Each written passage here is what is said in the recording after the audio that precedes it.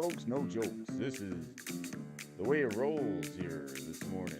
It is the Monday, the Moonday. Monday, Moonday. All you moondogs tuning in, howling at the moon.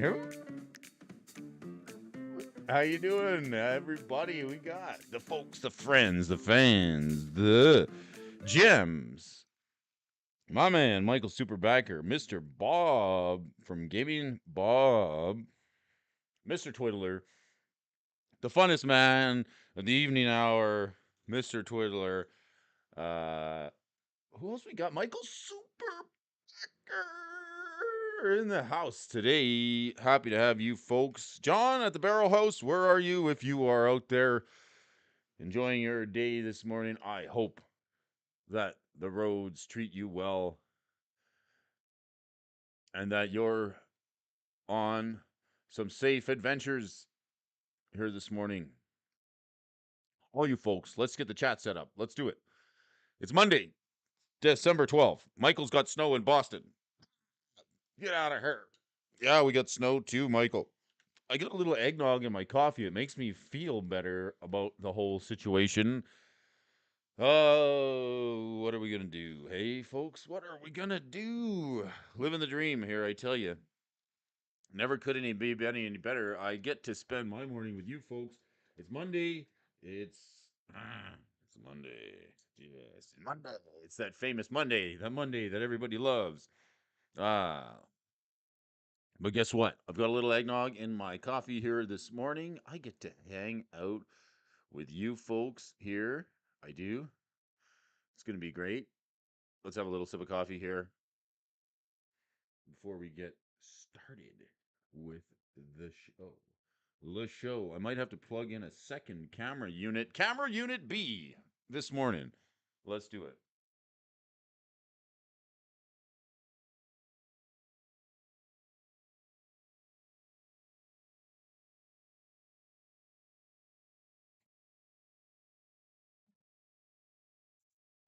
Before we get too far into the show, we don't want to experience any technical difficulties. Hope hopes that it doesn't hijack my microphone. Does it hijack my microphone? No. So far, so good.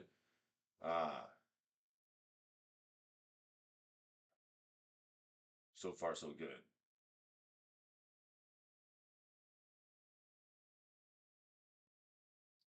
There we go. Brody's here. Brody's happy. Hello. It might just have shaped. Might Did it hijack my microphone? It did. We knew it was going to do that. We did. So that's why never trust another webcam. Don't trust it. It's gonna It's a trap. It's a trap. Dreaming of snow in Florida. Oh my gosh. Uh you guys like a little snowy Philadelphia? It's always snowy in Philadelphia, isn't it? Uh so what's new? How was the weekend? How's the daily dish? How is everybody doing? Everybody's got the chat up. It's glad to have you folks with me here today. We're going to do a little bit of Magic Stocks and some Magic Talks with you folks, the fans of Magic the Gathering, the amazing fans who love the game as much as I do. Stay positive out there. Things are going to get a whole lot better, I promise you. If you weren't convinced about it yet, wait till Mr. Old Saint Nick slides down that chimney, spreading joy to everybody around the world. It's coming. It is that time of year. It's that season to be jolly. So exercise your right to be jolly. Ah, I love it. We're going to do a few things here this morning with you folks. I'm so happy to have you here today because today is an amazing day. We have news. We have news that was held from us last week on Friday. I'm telling you right now. The news on the news desk from Friday didn't come out till 9:30, and the people who tune in on the show here, we're early risers. We're up and we've got stuff to do. We're kicking ass and we're taking names first thing in the morning. That's right. We've got a list and we've got to go down it. So if the news ain't ready, screw it. We move on. But that's okay. It's here for us for Monday. So I got a big day planned. Big day planned for you folks here today. Great show. I got articles from Friday that were held over from the last. Been sitting on them all weekend. Haven't touched them, sniffed them, scratched them, looked at them, smelled them, nothing. But I'm excited. So we get to read those articles. We're going to check the price of Hasbro stock here this morning. Yes, we are. And we're going to have a couple of Magic stocks and a couple of Magic talks with used folks here today. Oh, what is going on? Brodys going to have to self-correct here. Oh my goodness. What's going on here? It's okay. It's fine. It's fine. Everybody stay calm. We're going to move classically to the right. We got a big, exciting show for you folks here today. We do. I got a few tips and tricks in the bag for today's show. You know it. We do. It's going to happen to you because it's the 12th of December. Looks good. Sounds good. Smells even better. The stream is live. Anybody in the comments section, leave me a comment if you wouldn't mind. I love it when the comments come in because they let me know that you are watching. Price of Hasbro stock. The price of Hasbro stock, right? What is it doing this morning? We got to find out. I want to know. Where is the price of Hasbro stock? Let's bring it up. Let's bring it up. Let's get that up on the screen here this morning. I want to see the ticker. I want to see the price of Hasbro stock. I want it all. I want it all. Darn it. That's right. And we're not going anywhere until we get it.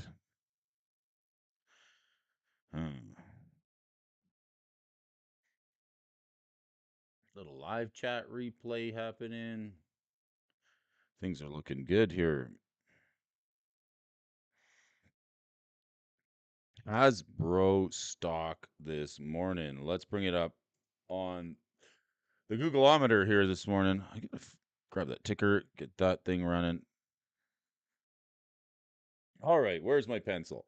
Here we go. Price of Hasbro stock. Right. What do we got here?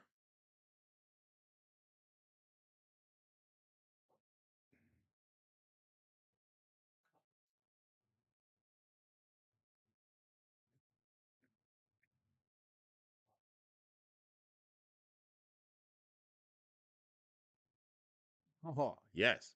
All right, let's go back here. Got to get my really epic pen running here this morning. On the year, let's clear this out here. Let's go here today. So we looked at Hasbro stock the other day. Look at this, flat. Do you like watching charts? Are they fun? Are they fun for you?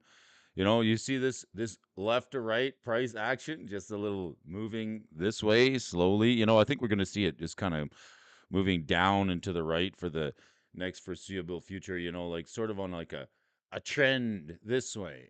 This is sort of what I think we're going to see for the next foreseeable future. I would have like we would have all thought we would have seen some of this after the fireside conversation that happened the other day, but it didn't. It didn't. Where are we down? We're down a point. Uno punto. Uno punto for Brody. See. All right, let's go. Uno point. We're down. We're down 1 point. Okay. On the 5 day, we're down 5. All right. We're starting to see that slow decline in the slopes from the Hasbro stock. Okay. On a month, we're up and then down again. Year to date. That's what I'm talking about. This is a healthy chart, right? Nice slow decline. So what is this? Maybe you can comparable company to see what their trend looks. Maybe you could compare a comparable company, see what their trend looks like. That's a great idea. Who are we gonna go with? Who are we gonna go with? Mattel? Is that their major competitor? Uh 85-degree Christmas. Who else we got? I guess we could look at Mattel. Let's look at Mattel. Major toy manufacturers. Who are they? Mattel, 17 bucks. How are they doing? Mattel's not doing so great. Oh, about the same. Jeez. Look at this. Johan Matuzzi is in the house. Hey, thanks for joining us here this morning. We are hanging out, talking a little Magic stocks, Magic talks. We got stuff to do here this morning. We're going to look at some price charts. Just double checking the price on Hasbro stock, seeing where that's at. I want to get the ticker working for you guys because it's so much more fun to have the ticker working on the top. Top tickers to you folks today. All right, let's go. Morning MTG stocks. Got some articles to read. Evaded us last week. Let's do it. Now let's see here. There's this one. We got choices. We got the choices. What are you guys into? We got this one here, which is the big things around Magic 30, including these discussion on these Magic 30 cards, and then we also have the weekly winners from last week. This is what we were waiting for. Tom Mitchell's in the house. Let's check it out. Little sip of coffee. Let's hit the weekly winners. This is from Friday. Like we were sitting here patiently, and I dropped these folks a line on the Discord. I did. I said, hey, pardon? I said, hey, we got viewers sitting here on the live stream waiting for this article to come out. Where is it? And they said, we don't care. So, morning, Tom. Morning, Johan. So great to have you folks here in the chat this morning. We're going to go down the weekly winners here this morning. See what's new in the world. Brutal. What's brutal? Noodle and brutal. The noodle brutal Cathar. Here we are. The Cathar. Morning, Tom. Morning, Johan. Glad to have you with us here this morning. Thanks, buddy. Yo, Brody.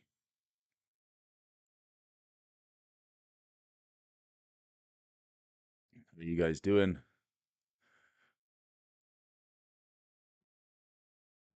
Happy you folks could join me here today. Gonna hit up a couple of Magic stocks.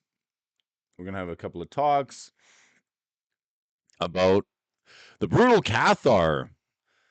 Looks all right. I mean, it's not a card that I'm playing, but look at this spike here. Bam! This sucker. Jump up in price. Oh, what's this on? Just a couple of months? This card's only a couple of months old. So I don't know what these guys are getting all excited about. It's only been a couple of months. Like, this card's only 3 months old. All right. Yeah, Argent. Another article. All right. Got to give credit where credit is due. They wrote the darn thing. Let's read it. July, August, September, October, November. Card 6 months old. It is. So at that point, it could very well be the best card in Magic. But let's read it. Let's read the card because we want to know what it does. Starting right here. When brutal, when the Cathar, I guess that's how we say it, hey? When the Cathar, when this creature dies, it's a white creature, hey? With a border like that, you'd think it'd be a different color, but I guess it's not. 1 white, 2, when this creature dies, when this creature enters the battlefield or transforms into Brutal Cathar, exile target creature an opponent controls until this leaves the battlefield. Daybound. So when it transforms, you exile a thing. Do we get to flip it? Yeah, I guess we do. We might as well flip it. Can we flip you? Do you want to flip over? Daybound? Nightbound? Nobody wants to flip this card. Brutal Cathar. Brutal card. Maybe it's not that good. I don't know. Maybe it's just brutal. It's up a couple of points. This is a standard card. Is it a cat? It's a werewolf. Ah, it's a werewolf. Dun dun dun. Human soldier werewolf. Yeah. Brutal Cathar. Soldier werewolf. It's a cat. It could be a cat.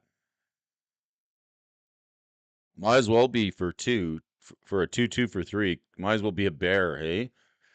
Anyone who played Standard when Brutal Cathar came out is familiar with this card, but when it was released, white weenie decks were one of the best, not if not the best deck in the format. This 2/2 human soldier werewolf is potential repeatable removal creature. Because it has daybound and it turns into a werewolf side when it becomes night. When it turns back to a human side during the daytime, this ability will trigger again and will remove another creature. The main drawback for this brutal Cathar is that when it's removed from the battlefield, it will return the exiled creatures back to the battlefield. Especially painful when you're swinging with a team and it eats a removal spell. Now you only have one less attacker, but the opponent has their attention, all their blockers back. Brutal Catholic is standard legal, but the driving factor behind these prices right now seems to be Pioneer. Anybody playing Pioneer? Where this creature is played in several popular decks like White Weenie, Selesnya Angels, and Bant Humans. We got ourselves a little deck list here. Good morning, Richie Dubs. This fine folks of Alfonsia. I am so happy to have Richie Dubs. Let me I gotta address something in the comments section here below for Richie Dubs for joining us. Richie, you must know, Brody is not too cool for Richie Dubs. Never. On the contrary, I must say, we're happy to have you here. We are honored with your presence. The show wouldn't be a show without you, and we are. I am too cool for school some days, but never too cool for Richie Dubs to hang with us in the morning and bang, hang and bang, and the morning stocks racket with Brody. I'm glad you're here, buddy. Joining all the folks of Alfonsia. We're checking out this white weenie deck. We're running down the movers and shakers. We're gonna be here past the hour today because we got lots of news to cover. We got news to cover once, twice, but 3 times in triplicate. This golem. This is a card. Triplicate golem. I like the triplicate golem. Let's move on down the line. Here's an artifact rare creature from Commander 2021. We look at this deep 9 manas. 9 mana. Do you see this, folks? Right here in the symbol. That's right. Niner. Niner. That's it. It'll cost you a mere 9 mana to cast this sucker. That's it. Only 9 mana. What do we get for that? It would be surprised that this sees play. Usually, when you spend 9 mana in Commander, we should have a huge impact or be game over. Yeah, I'd say. In this case, you get a Flying Vigilance, trampling 9/9, which is nothing to sneeze at, but still dies to Doomblade. However, when it does, it leaves behind 3 golem creatures. So this sucker makes golems for 9 mana. Okay, $4. How old is this sucker here? July, August, September, October, November, December.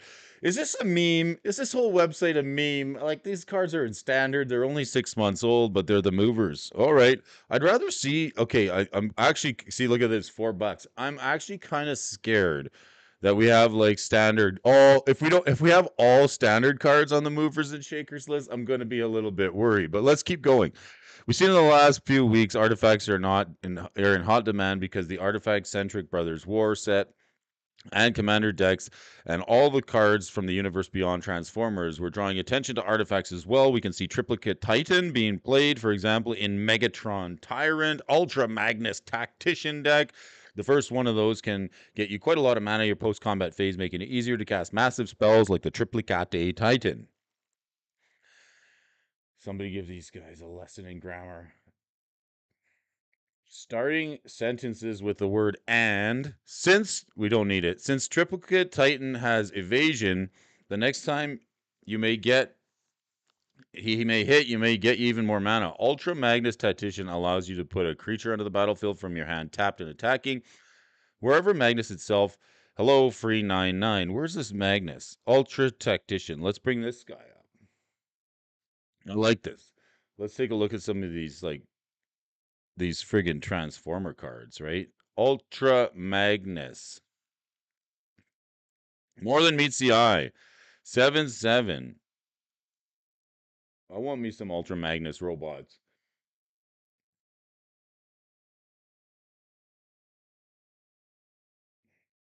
I wanted to post a 5-0 with that deck so bad. Don't want him to read it aloud.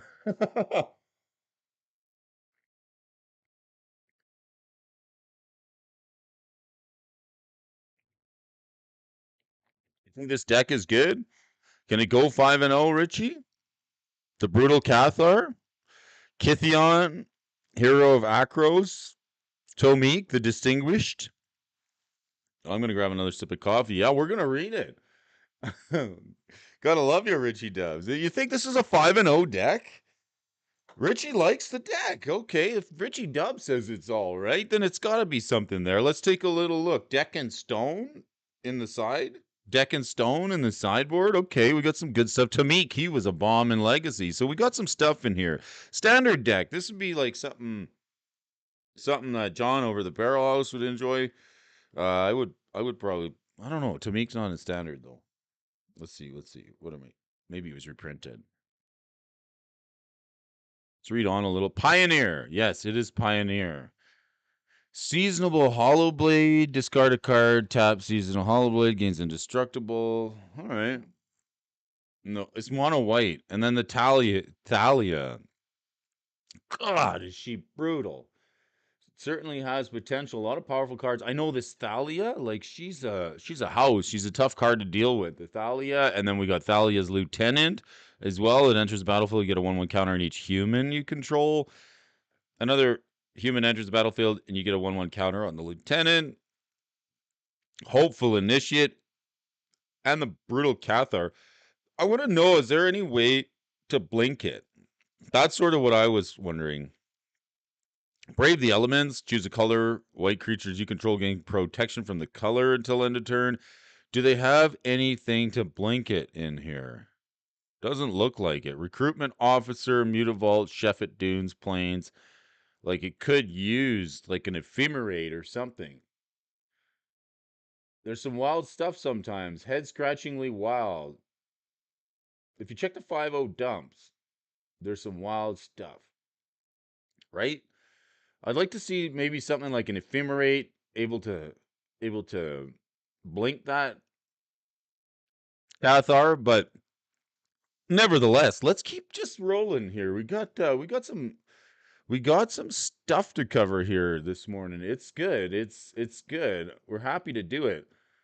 Species specialist. Species specialist. Species specialists. I'm speechless for this species specialists. Really, I am. Little spiky poo here.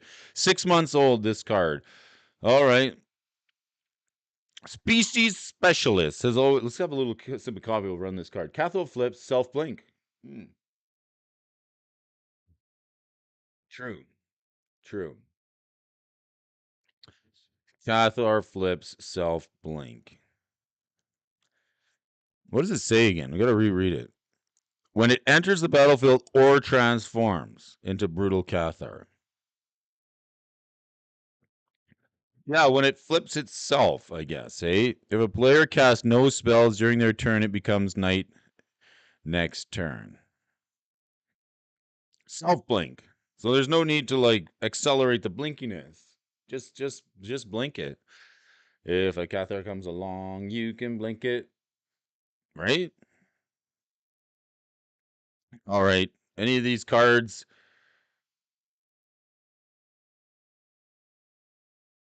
sound exceedingly good here this morning? The species specialist. Question for you, Richie. Where are you getting your deck tech? Where's the 5-0 dumps? Let's read this. Species specialist has always been good in Commander. When included in a more tribal focused deck that supports black, it's versatile, nets you some nice extra cards, and when creatures of the creatures of the chosen type die, so when your board gets wiped, you end up with cards to quickly rebuild. but you can also fit it nicely in a deck revolving around sacrificing your own creatures for value. The card is slowly moving up this week because of two other new cards found in Jumpstart 2022. The first one is Ashcoat of the Shadow Swarm, which cares about rat creatures. Rats? I don't know if we like that. Let's check the Ashcoat card. Scratchy little vermin card here. Hey, Ashcoat to the Shadow Swarm. When Ashcoat Shadow Swarm attacks or blocks, other rats get plus X, where X is the number of rats you control.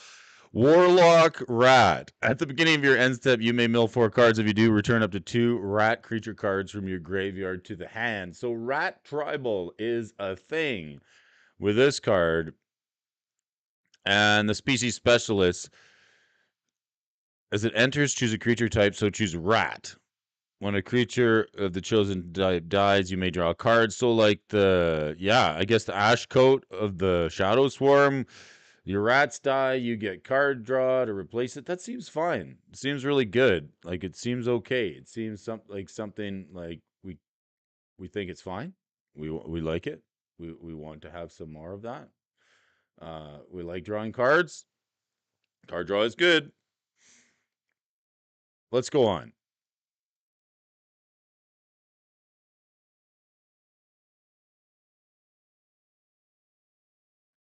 Let's keep rolling.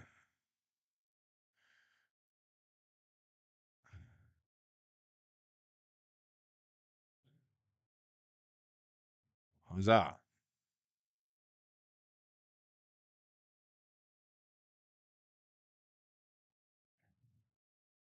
The second creature from Jumpstart 22 that seems relevant to species specialist Spike is Zask, the Skittering Swarmlord. All right, what is this Zask doing here for us? Zaskia. Insect.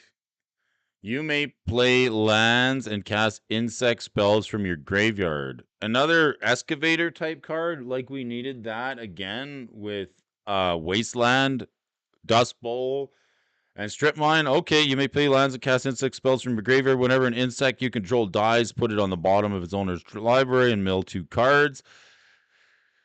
Silesian 1, target insect gets 1-0 and gains Death Touch until end of turn. So for insect builds, the species specialist, oh, he can get you there. It's so special, the species specialist. All right, Zask, Skittering Swarmlord. Anybody running this? Golly. This creature doesn't care about rats, but about other vermin and insects, just like rats. These decks, just like those rats. Dirty rats. Hey, dirty rats, eh? Ah. The checks tend to play a lot of cheap insects, and even Zask itself cares about insects dying, so why not draw extra cards for it? So this card is going up in price.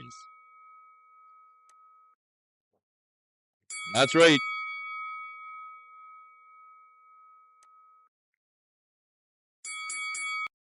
All right, that's an the Valiant Veteran moving up $2. Well, it seemed to cool off here a little bit. It was up to $4, and like it's moving up again. The Valiant Veteran, the Core Soldier.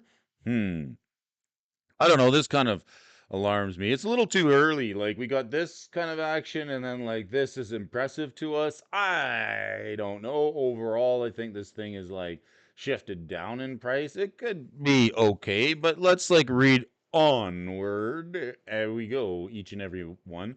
Little sip of coffee. Let's check it out.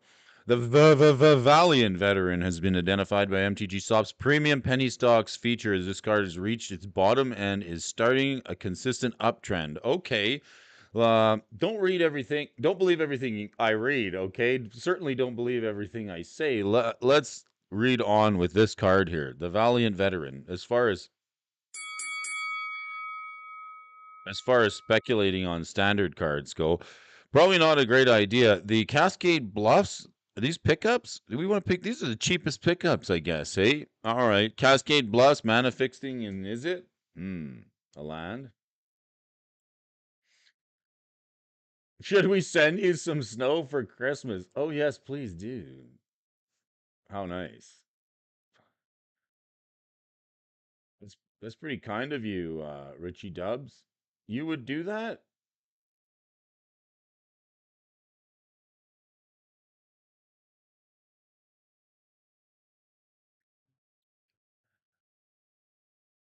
That's pretty kind of you.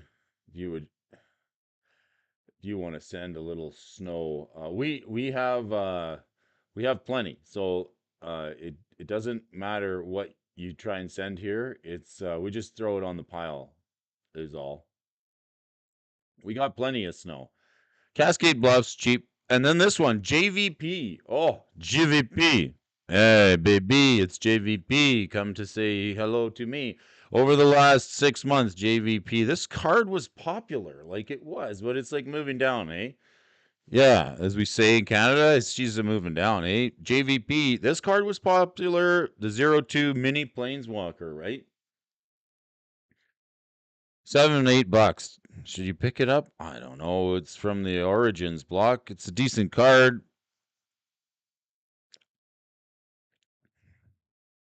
Why not? Thanks, Arjun. Another great article here today. The Jace Vince Prodigy mini Jace. It was like $30. I almost want to like take. Let's look at the history of this card because it's quite interesting to see. I think we should take a closer look at Jace Vince Prodigy just because here's a card that you might see actually was pretty good in like look at this going back to 2016, right?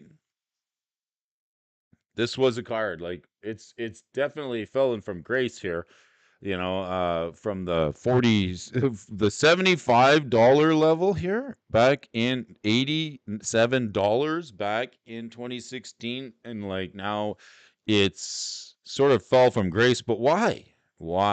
Because there's better things out there. So this guy was good in standard, and he was also, I think he was in modern for a hot minute. Let's flip him over and see what he does. The other side of the card, right? So 2 mana, you get this little 0/2, 1 blue and 1 tap, draw a card, then discard a card. If there are 5 or more cards in your graveyard, exile Jace, and then return them onto the battlefield, transform. People's thoughts just come to me. Sometimes I don't know if it's them or me thinking. Let's flip them over, and then you get this Telepath Unbound, 5 mana, 5 loyalty planeswalker. +1, up to 1 target creature gets -2/-0 until end of turn, so he sort of like protects himself. You may cast target instant or sorcery card from your graveyard this turn. If that card would be put into your graveyard this turn, exile it instead. So you get like the snap caster, the snapping ability you do.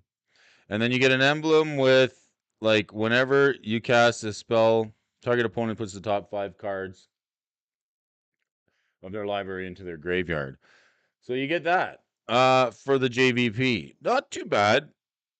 That's what you used to get for $87. Probably not a good place to park $87, but get it now for $7 or $8. Mr. DJ Longhair.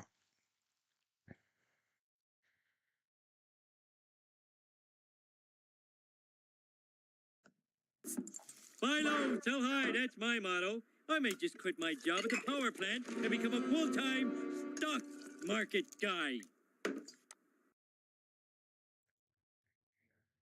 May just quit my job and become a full-time stock market guy. Big things with the Magic 30 anniversary edition. Mr. DJ Longhair is in the house. We can start the show. It's fine.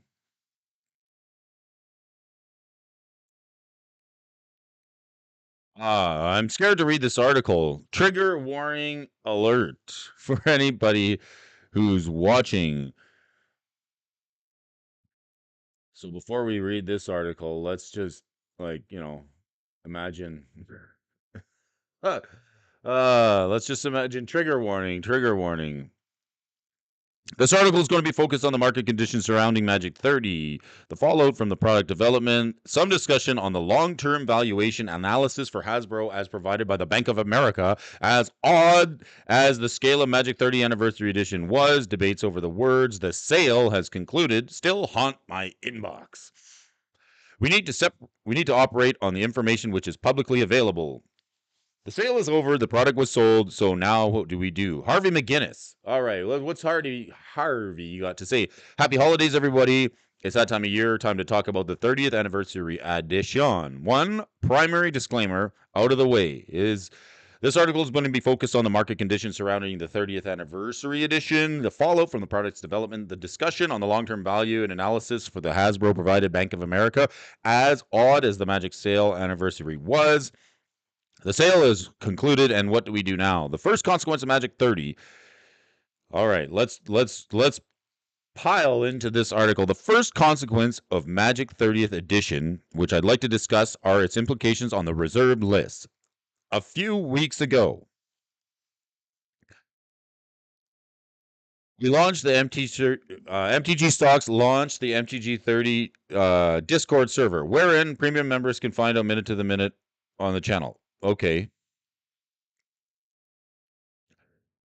So far, the numbers don't lie. The reserve list is in a bit of a rough patch right now. With that being said, so too is the broader economy. While the S&P 500 index is up over the course of the past 30 days, markets are still down more than 15% for the year to date, looking back at monthly increases.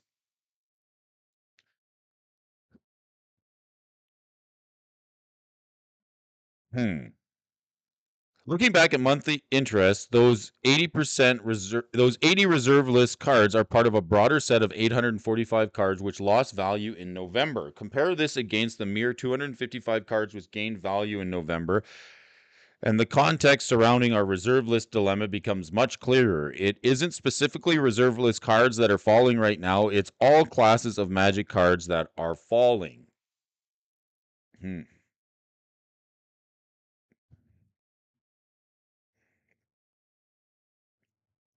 Interesting. So they got like a monthly interest list. So there's 80 cards that's made it on the monthly interest list that are on the reserve list, but then there's like 845 cards which all lost money in November. So what does that tell you? It tells you that this has affected the market all over the place. Mentioning this because it's important to look at the long term when valuing reserve list card prices, and in order to do that, you need to zoom in and out and read the bigger market picture. There has been a lot of chatter recently surrounding the stability of the reserve list as an asset class. The market has watched as prior standing individual statements about the spirit of the reserve list are now dead and gone. And even though all the chaos and actual data for the card prices suggest that the market is steady, the Magic 30th edition simultaneously created a panic in the consumer base and the new product model for Hasbro. In spite of both these things, the secondary market for reserve list cards has seemed to have been taking things just about as well as possible. For those of you there with binders full of dual lands and rock hydras and everything in between, I wouldn't worry too much about prices fully collapsing. But if you want a smooth place to just watch these card prices move for the next little while, you can just stop by. We'll check them for you. Circling back to the subject of product models, we can't escape Magic 30th edition without also talking about its own secondary market reception, as well as the broader stock market's reception of the new direction of Hasbro has taken for Magic. So let's start small and zoom outwards. As of December 1st, I got to have a little sip of coffee and read this article for you folks. This is a good one. Thanks, Harvey. Appreciate it. And maybe it's as well worth, the fella taking just a little bit of time to get this out. Little sip of coffee. Let's pile into this homework here this morning. Tom Mitchell's in the house. Mr. DJ Longhair, Twiddler, Richie Dubs, all the folks. Michael Superbacker, my friends, the fans, Richie Dubs, the coach, everybody who loves the game as much as I do. Let's pile into this article here this morning. A little sip of coffee. As of December 1st, the average price for sold sealed listings of the Magic 30th edition on the secondary market is approximately $1,600. That is the average sold price. 1600, representative of a 60% revenue margin versus the retail price. Some have gone as high as $2,000, pushing the margin 100%. Those sales are few and far between, and they're almost more so outliers at this point than truly representative of data points. That being said, it's important to understand the difference between revenue and profit, which is most definitely going to become pertinent as we swap over to Wall Street and Bank of America.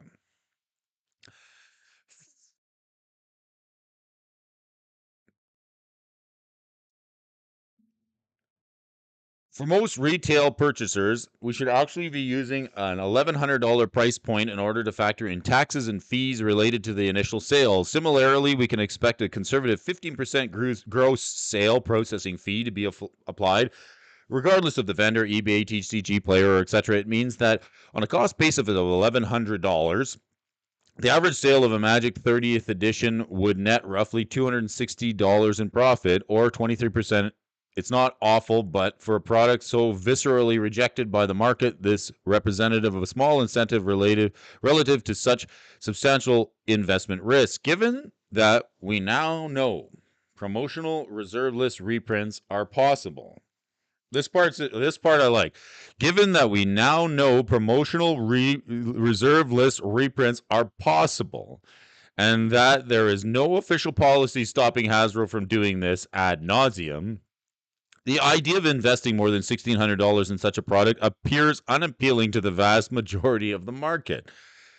As can be seen in the limited number of completed listings, the sale may have concluded and the product may be unavailable from purchase from Wizards of the Coast, but the secondary market certainly does not seem hungry for the Magic 30th edition product. Finally, Harvey wants to cap this off by briefly discussing the November report from Bank of America, which stated Hasbro is killing its golden goose. Alrighty. The frequency of new product releases has skyrocketed in recent years. Consumer fatigue is a real phenomenon, and when an ever-growing section of Magic, the player base, continues to shift the non-rotating commander format as the flagship means of engaging with the game and Magic and product as a whole, the driving needs for new cards as a core game function is dwindling. Even Magic's designers are openly questioning as to why Standard is dying. This, with Hasbro's push to have Magic double its profits for the rest of the economy, remains in a bit of a slog, and what was once a dangerous situation can quickly become truly catastrophic to the viability of the long term. In short, is what Bank of America reported attempted to highlight. Of course, there are also several issues with print run overproduction and sale of inventory, but as someone who doesn't really directly interact with distributors, the full extent of this section on the report falls outside my intended edition comes to light as a complete reprint product with minimal and, if any, product research and development budget necessary. Magic 30th edition was as close to a pure profit injection into Hasbro's baseline as Wizards of the Coast was ever going to create. Many players, creators, and investors in the Magic community have asked the question, who was this product for? In further degraded player opinions of Wizards of the Coast as a company, it damaged the reputation of perhaps the most stable asset class within the Magic product line and has been largely rejected by the market. At the end of the day, Magic 30th edition was a product for players, wasn't a product for players or for Magic investors. It was a support line for Hasbro investors. We will have to wait and see until the markets move, until Hasbro's earnings next call. But at this moment, it looks like that support line sank. So, sort of like what I've been saying, give me 3 quarters. Give me October, November, December sales. Give it to me, Hasbro. Give it to me, Wizards. And I'll tell you, this is sort of what Harvey's saying. This is like a cash injection into the bottom line, right?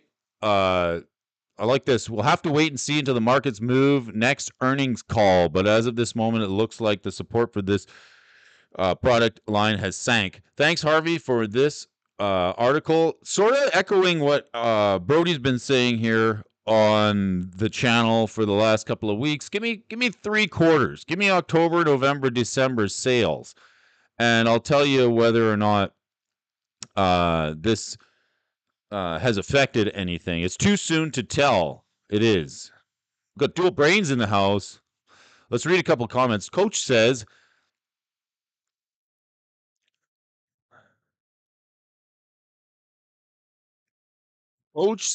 they kind of know what will happen for a few years if they look back to the early 90s sports cards. When the market is flooded, it's obvious that would happen. Sports cards, hey? Yeah. MTG Gaming Bob says, we have always known they can reprint any card so long as it's not tournament legal. This is not new news. No, I sort of disagree with that. No, they've never done it before. Different back and such. So we have always known they can reprint any card so long as it's not tournament legal. This is not new news. I made a video about it 2 years ago. People believe only what they want to. I don't think we've known that. It's called speculation. Like, because they haven't done it, we haven't known. It's like nobody's done it. So this is the first time they've actually done it. So, you might say we've suspected that they could reprint any card as long as it's not tournament legal, but they haven't actually gone ahead and done it. This is the first time they've actually gone and done it. Jimbo Magic Jim. So, some people might have suspected that they could reprint any card as long as it's tournament legal, but actually doing it is two different things, right? So this is the first time they actually have gone ahead and done it. What's interesting that comes to mind is like the original Mana Crypt, right? Morning, Jumbo Jim Magic Jim.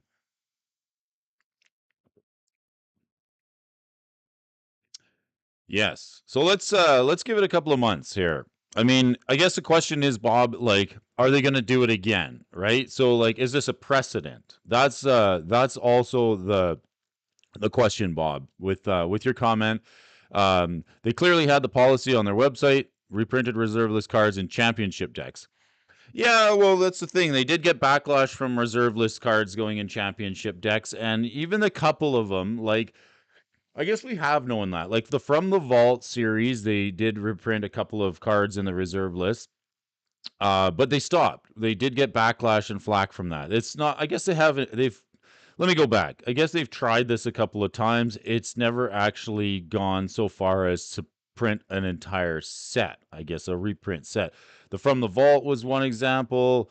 The Wheel of Fortune, the Judge promos, that's another example.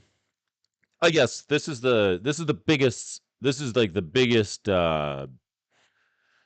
example of doing it. It's like printing the whole beta reprint set. So yeah, I guess maybe I'll go back there, Bob. I guess we have sort of suspected that they would do it, but not on this scale. That's sort of the first. Bob is talking about the word of the law. Brain says, Bob is talking about the word of the law. It is pretty blatant that they left this hole open in the official policy. Mark Rosewater was the issue, talking about the spirit of reserve list. I guess so. So what's got people kind of bummed out, I guess, is regardless of whether we suspected they'd do it or whether it was written openly that they would do it, it's the fact that somebody within the company that's been with the company for so long has openly stated that they wouldn't do it. And that is sort of one issue between players and people who say, hey, you said you weren't going to do it, right? Interesting article. Nonetheless, I got to give props to Harvey for taking the time. Harvey McGinnis for writing this letter. Student at Johns Hopkins University, been playing Magic since the release of Return to Ravnica after spending a few years in the Legacy area bouncing between Miracles and other blue control shells. Harvey now spends his time enjoying Magic through CEDH games and understanding the finance perspective. I got to thank Harvey for this write-up. It's really appreciated. giving us something to talk about and strike a conversation with you folks here today. Nothing less. I appreciate the conversation. Everyone is welcome here to share their opinions. We're discussing them. We're looking at different points of view, thinking critically about what is going on and watching some Magic cards prices, Hasbro stock prices, and kind of getting a sense of direction here as to where things are moving. We've seen a few cards move in price over the last couple of weeks by way of the weekly winners, but now it's time to do the movers and the shakers list. Bob says again, people are believing what they want to, not going by the WotC policy and things they have done in the past. I don't understand. Marrow is not a policy maker. Spokesperson, right? Spokesperson. Funny thing is Mark Rosewater is somebody who's been with the company before Hasbro bought it. I believe he's been there since before it became a Hasbro company. So people look to that as like a figurehead of somebody who has inside information or like official spokesperson, so to speak. It's true, Bob. I'm just being salacious. Oh, those saliciousness. It's fine. It's fine. All right, let's look at the movers and the shakers list here this morning. Folks, I gotta ask you the question. What are we gonna do here? What list are we gonna run? The standard list, the modern list, the legacy list. Let's look at the all list and see what we got here this morning. Top of the pile, look at this here. Mountain. Hey, Mountain on the top of the pile. Just straight up Mountain. There's another Mountain over here. Taiga, Mishra's Workshop, Juggernaut, Ice Storm. What's going to be here this morning? What do we want to take a look at first? Straight up Mountain? Seems boring. Taiga, dual land, of course, on the top. The Workshop, Demonic Tutor from Beta. Let's hit the modern list. See if there's anything else on here. The Michael Synth Golem again. Making moves across the and Richie Dub says, in hindsight, do you think the $1,000 packs would have gone over better if they announced it with the yearly release schedule instead of having it be a 1-month surprise? I think the price point would be the biggest factor. I think if the price point wasn't what it was, it would have mattered less when they released it. In hindsight, I sort of think that was like there's all these like contributing factors, right? It's hard to pin it just to one thing. It really is, right? But I think that maybe that's good question. Anybody want to take that one up? Maybe Bob can help us out. Bob's always got good opinions. He's a critical thinker, so I like to hear his thoughts on that one, Coach. Elish Norngran, Cenobite, Renin 6. Other creatures get +2/+2. Creatures your opponents get -2/-2. Now there's a card.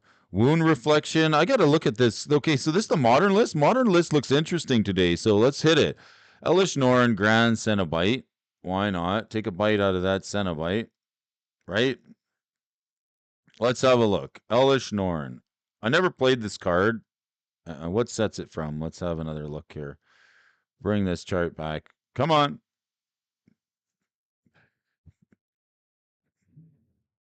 This chart, yeah, it's just like it's not done nothing but like move this way, right? Like what's it topped out at? Most it's ever hit is like this during Strixhaven release. It was popular again. Couple of bucks there, like 35.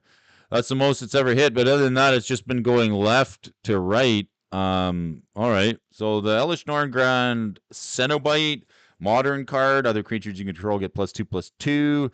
It's a Praetor. Creatures your opponents control get -2/-2. That's a hell of a card. Like, ugh, look at this. Look at this art on this Praetor. Headgear on it is kind of odd too. Like, how do you see in that thing? Like, how do you see where you're going? I don't know. Like, I guess you just run into stuff. That's fine. Murray Cooper, New Phyrexia. Murray Cooper's in the house. Morning, Murray. Nice to have you with us. Thanks for joining. We're just going over the modern list, the movers and the shakers. We're reading a couple of movers off the list here today. I think that's the case, Coach.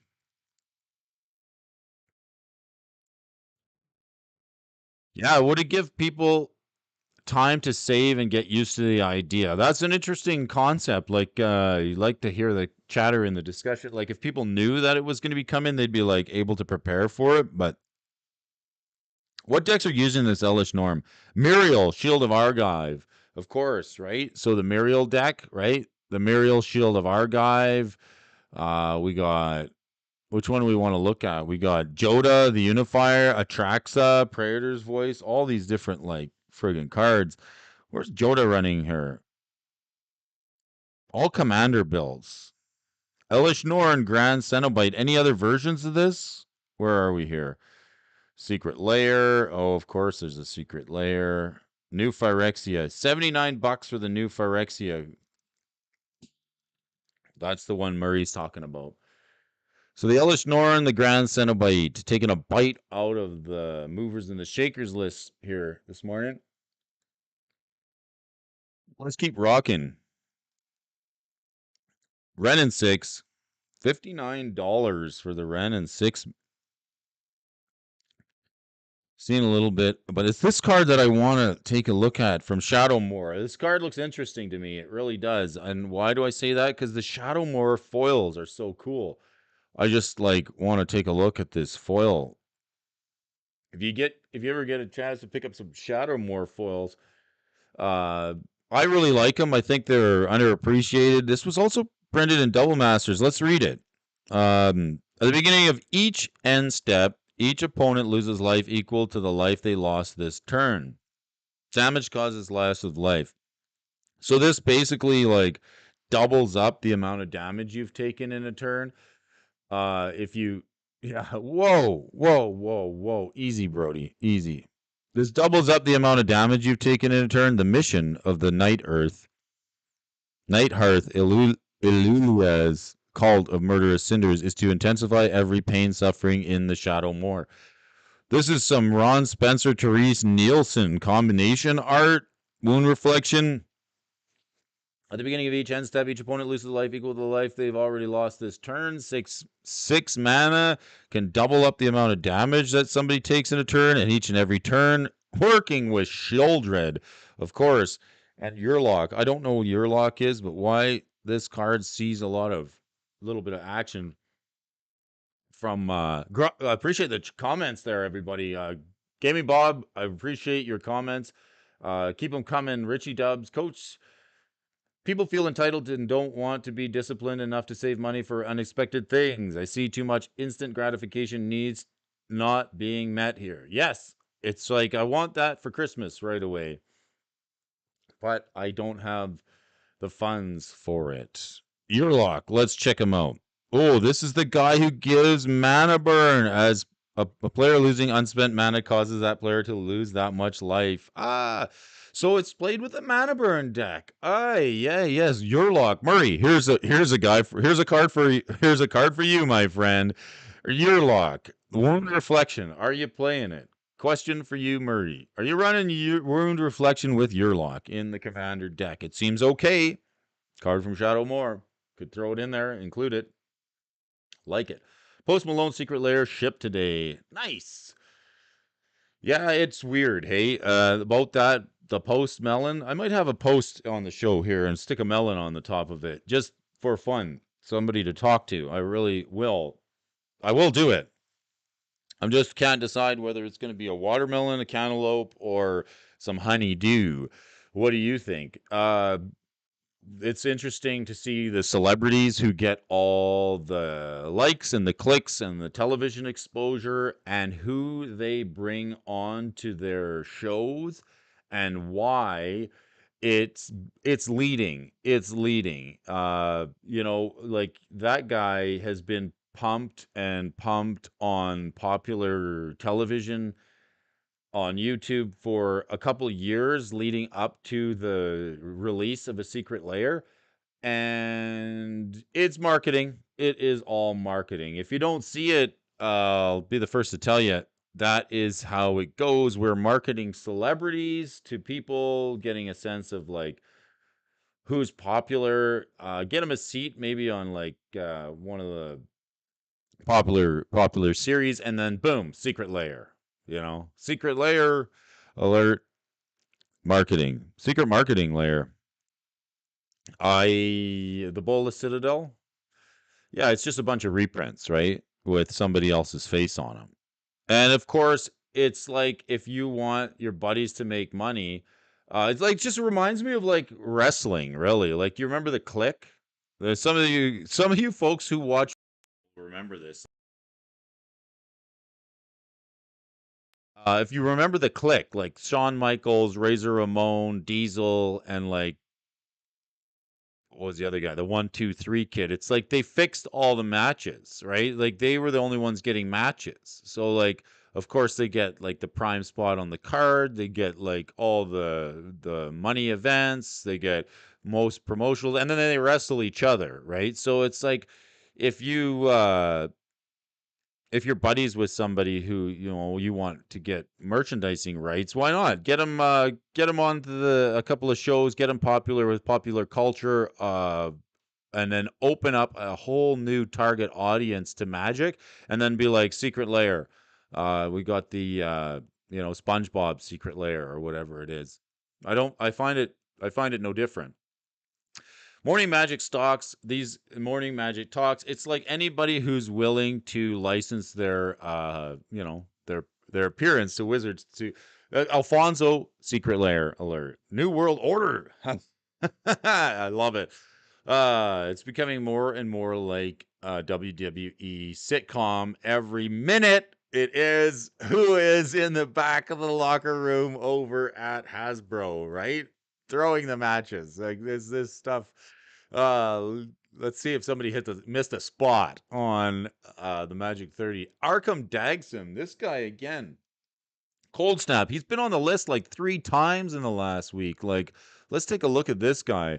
Holy guacamole. Look at this. Okay. So let's take a look. This guy, he's hit as high as what's this here? $80, right?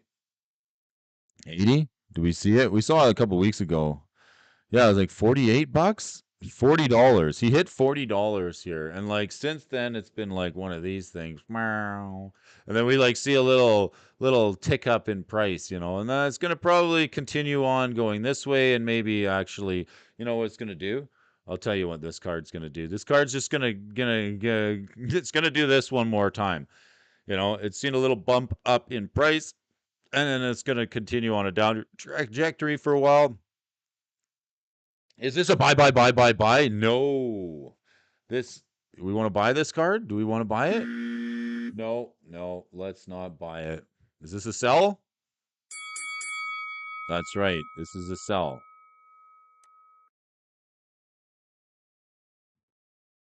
Sell. Buy or sell? I'd say you want to be selling the Arkham Dagson at this point in your at this point in your Magic career. I'd rather I'd rather be selling this than buying it at this point. It's until it becomes a cheap pickup. It's a fun card, but I just seeing too much attention. Like when things hit this list, you got to look the other way. And this is another reason why I watch these lists. Like, do you guys like watching the prices of Magic cards? Does it seem like too much? Does it seem like too much this morning? Yeah, but if you don't like checking the prices of Magic cards, let me do it for you. Like, there's a reason I check these, because if you walk into your local game store, say it's Monday, right? It's Monday. Today's Monday. And you like walk into your local game store on Friday and you see Solitude hit, in the showcase at this newly improved price of $36. Like, do you want to know why? Or do you want to know, like, hey, maybe I should sit this out rather than rushing into a card that just went up in price? You want to know this. And if this matters to you, you don't want to get bamboozled. You want to get timid. You want to get your lunch money taken because the macho bro was standing out next to the bike racks. You probably pick up your lunch money. No, you want to tune in on the weeks to come and watch these prices here. We want to have some discussion. We want to know what's going on. We want to take a look at Solitude and why this card's moving. What is it moving up? Is it moving up a little bit? I don't know. Nope, doesn't look like it. It's been like kind of going this way for a while. I need a different color. I do. I want pink. I want pink here. Let's go. Let's go pink. This card's been moving down in price. I want a bigger line for us today. Look at this. Bar. It's been trending down. Solitude. I don't know. Why is this card so good? It's played in 4-color Omnath. It's also played in Stoneblade, Jeskai. It's removal. Let's read it. 3-2 for Modern Horizons 2. A lot of these cards from Modern Horizon 2, there's a lot of value in this set. There is. It's like 38 bucks. $38 and change for this card. You can get it. If you open a pack of Modern Horizons, you can get this card. Would I rush out and buy it for 32 bucks? I don't know. Depends if you want to, depends if you want to build it. Where are we playing it? It's got to be a Modern card. Deck's using it. I'd say Modern. Modern's where it's popular. Commander, Modern, Legacy, Commander. All 3 format. It's a card. It's got value. Don't let anybody try and talk you out of this card being how good it is. It's good in 3 formats. Modern for 4-color Omnath. Mono white Stoneblade for Legacy, as well as the Prey. What's this here? The Preston the Vanisher? I don't even know what this is. And of Winota, of course we know. Who's Preston? Hey, Mr. Preston. Now it's here, now it's gone. Let's take a look at Preston. Oh, cool. Oh, Rabbit Wizard. How cool. A 2/5. I like it. The Rabbit Wizard. 1 white and 3. Whenever a non-token creature enters the battlefield under your control, if it wasn't cast, create a token that's a copy of that creature, except it's a 0/1 illusion. Sacrifice 5 illusions, exile target non-land permanent. So if you can, like, have Preston in play and then you can cast this guy, the Solitude, when it enters exile to 1 target creature that opponent can control gains life equal to his power, you can copy it and do it twice. If you can somehow manage to put this thing into play, that seems some pretty good. Coach says it's funny how Ulamog and Blightsteel trickled down for a month for no apparent reason, then surprise, a secret layer with them. Yeah, it's insider trading, right? Yeah. And that's sort of the thing, like, that kind of gets me. Like, I appreciate the comments, I really do. Like, especially Bob, you're saying, "Oh, okay, I get it. If you want to take that critical, pragmatic approach, saying yes, we've all known that, they could do it. What about, like, the insider trading, right? Like, that's a fact that there's a lot surrounding this issue that, as much as people want to discuss it, nobody's directly saying that they're connected. Like, how about people buying up all the cards like Invoke the P and Pray It Is G and any of the cards that had and Earth B and all the cards that had controversial art on them? How is it that those cards get bought up before the news gets released to the general public? And it seems like certain people know before the general public do. And if people know about those types of activities that are happening, insider information getting leaked, and cars getting sold before a set gets spoiled, how does that affect markets? It's just dirty pool. Like, if you can consider the fact that, there's people who have known about the price point for this Magic 30 and that it was going to be dropping and the time it was going to be dropped before it happened, that just makes situations even more untrustworthy for the brand. It's kind of it all spools a veil of mystery that people don't like it. They don't like it when there's insider trading. They don't like it when people seem to know what cards are going to hit the market and people are either able to buy them or sell them before the general public gets to know. And the fact that there's like you call us all conspiracy theorists, but there's evidence of that happening. It's just more shenanigans, right? We're just used to the shenanigans. It's just the shenanigans, when somebody says, I'm gonna pull some shenanigans, you're like, okay, let's see your shenanigans. Chroma's Memorial on the modern list. Let's see here. Very cool stewardship. The stewardship. Give us. I'm not. Yes. It's like we all as Magic players like to get the information and discuss it. Like, is anybody ever hyped? Okay, Brain's got a premiere time. All right, Brain. Alan. Alan. Alan. Hit that like. Thanks for joining us, Brain. I am. Holy smokes, look at the time. It's well past the hour. I'm going to head over to the Dual Brain premiere here pretty quick. I'm going to run one or two more cards for you folks this morning. It is well past the hour. My time is up. I'm about to turn into a jack-o'-lantern. But I got to say, thanks for all you folks for tuning in. And don't forget, don't overspend on these Magic cards. Buy low, sell high, that's my motto. I may just quit my job at the power plant and become a full-time stock market guy. Appreciate you for tuning in, Brain. Looks like there's a premiere going on over there, so we could check it out. Let's do one or two more cards. We're going to head out for the day. I'm wishing you folks a smooth week. The Dude Man's in the house. Is there really a female cat human tax in all games and collectibles? That new anime card is like 30 to 40, but the original is $2 to $3. Later, Murray.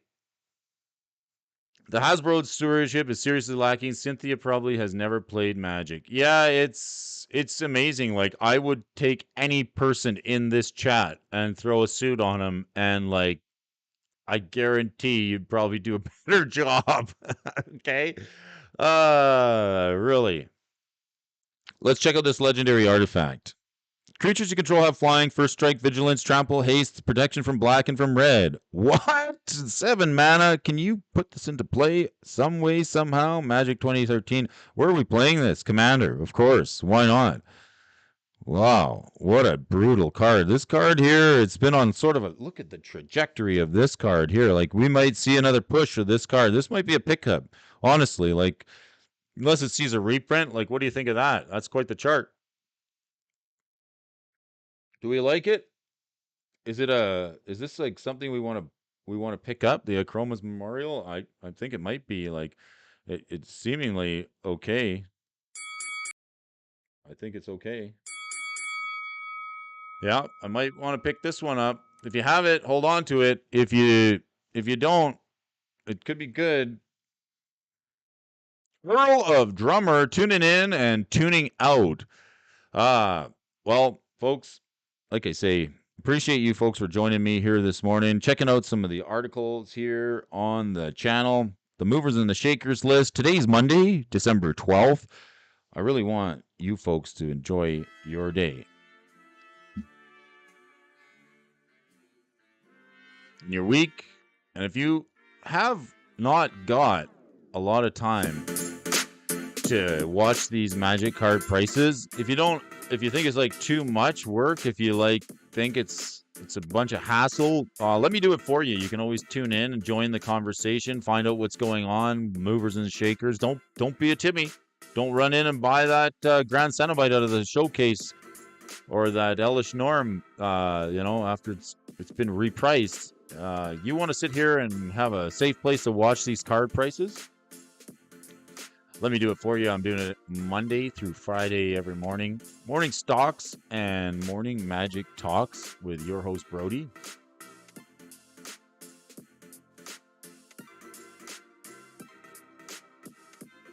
I really appreciate you guys for tuning in. It's been a lot of fun.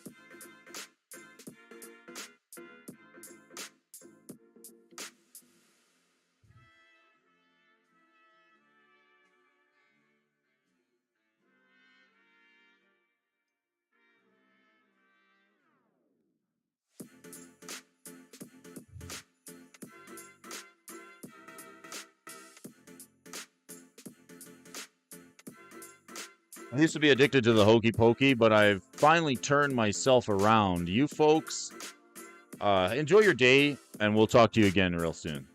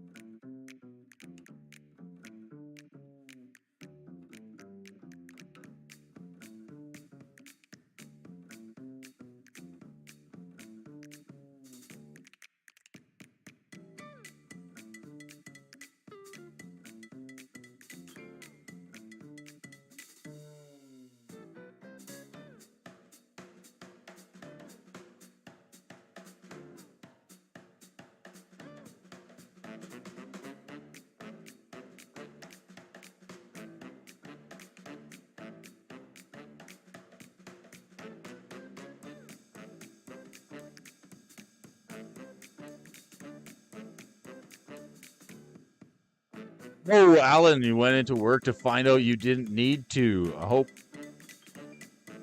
they're giving you the day off with pay.